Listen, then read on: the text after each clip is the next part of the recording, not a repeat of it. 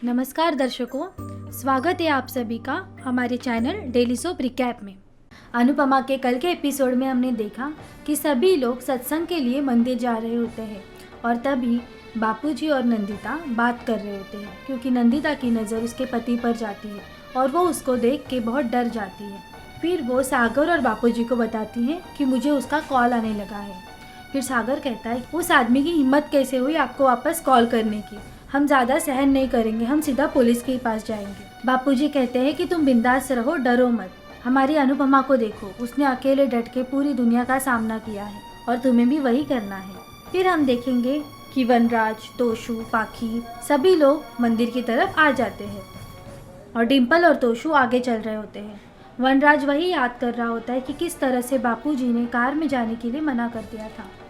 फिर किंजल कहती है कि पापा हमारे पास पैसे तो बहुत आ गए लेकिन हमारा परिवार पूरा बिखर गया है।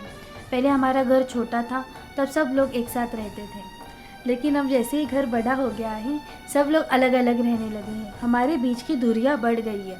जब तक हमें पेंट हाउस नहीं मिलता तब तक आप सोच लीजिए, आप ही हो जो हमारे घर को संभाल के रख सकते हैं। उसके बाद हम देखेंगे वनराज को किसी का कॉल आ जाता है और वो कॉल पे कहते हैं कि आपको 1 लाख का प्रॉफिट हो गया है।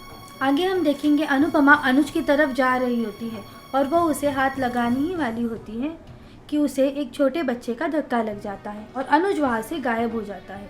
वनराज के घर वाले आ जाते हैं और सभी बच्चे अनुपमा को मिल लेते हैं। फिर पाखी बच्चों को लेकर अंदर चले जाती है। उसके बाद बापूजी अनुपमा को पूछते हैं कि क्या हुआ अनुपमा।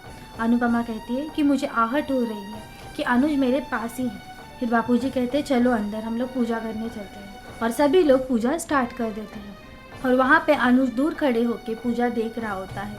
फिर उसकी नज़र अनुपमा ने बनाए हुए मोहन थाल पे जाती है और उसे अनुपमा किस तरह से उसे खाना खिलाती थी वो याद आ जाता है। उसके बाद अनुपमा को आहट होती है कि अनुज यही कही है और अनुपमा उसके पीछे पीछे चली जाती है। उसके बाद हम देखेंगे कि नंदिता के हाथ से बच्चा गिर जाता है और फिर वो अनुज पकड़ लेता है। उसके बाद अनुपमा अनुज को देखने लगती है। वो देख के बहुत शॉक हो जाती है, वो बहुत रोने लगती है कि अनुज मेरे सामने है, लेकिन अनुज की नज़र अभी तक अनुपमा पे नहीं गई होती। उसके बाद अनुपमा अनुज को आवाज़ देती है। अनुज अनुपमा की तरफ देखता है लेकिन देखते ही वो उससे दूर भागने लगता है कि मुझे जाने दो, मुझे छोड़ दो। फिर अनुपमा ज़ोर से अनुज करके चिल्लाती है। सभी की नज़र अनुपमा की तरफ जाती है और सभी लोग अनुज को देख के हैरान हो जाते हैं। अनुज अनुपमा से दूर जा रहा होता है लेकिन अनुपमा उसे दूर जाने नहीं देती, लेकिन वो अनुपमा का हाथ झटक के भाग जाता है। फिर सभी लोग बातें करने लगते हैं कि अनुज की ऐसी हालत कैसे हुई, इतना अच्छा बिजनेसमैन, उसकी ऐसी हालत कैसे हुई। सभी लोग अनुपमा और अनुज के पीछे भाग जाते हैं। बच्चे भी पूछने लगते हैं कि ये अनुज अंकल को क्या हुआ है, उनकी हालत ऐसे कैसी हुई। लेकिन पाखी कहती कि बड़े लोगों को इस पर ध्यान देने दो, तुम छोटे बच्चे इसमें ध्यान मत दो। फिर हम देखेंगे डिम्पल और तपीश भी पीछे पीछे जा रहे होते हैं। फिर डिम्पल कहती है कि मैंने पापा की परमिशन नहीं ली है। उसके बाद टिटू कहता है कि फिर क्या हुआ, हम तो मदद कर रहे हैं ना।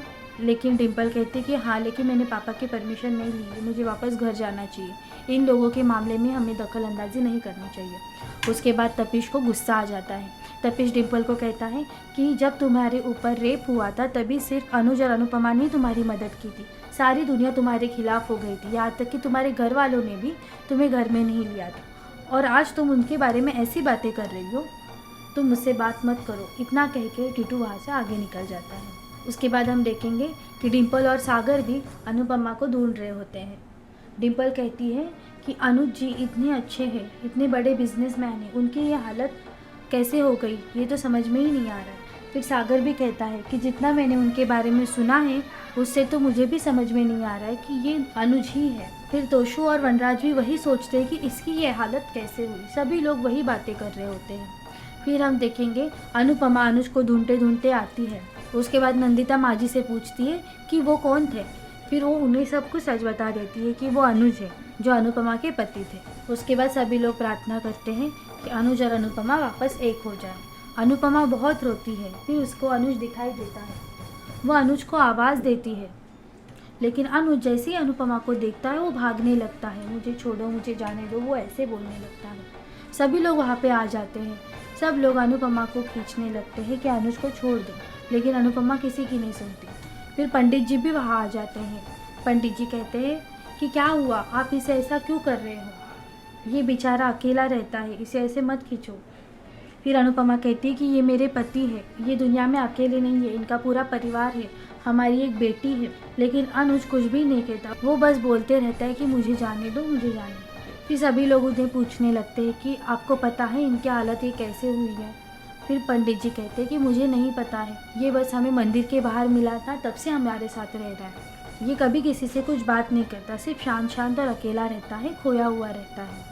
इसके बाद अनुपमा बोलती है कि मैं उनको बड़े से बड़े डॉक्टर के पास लेके जाऊंगी, इनका इलाज करवाऊंगी, इन्हें हमारे फ़ोटोज़ दिखाऊंगी, लेकिन इनको ठीक करके ही रखूंगी। और ये सब देखते ही एपिसोड ख़त्म हो जाता है। आने वाले एपिसोड में हम देखेंगे कि अनुज और अनुपमा एक दूसरे से बात करते हैं, आगे क्या होगा, आखिर अनुज ऐसे क्यों कर रहा है। ये सब जानने के लिए जुड़े रहिए हमारे साथ डेली सोप रिकैप में। धन्यवाद।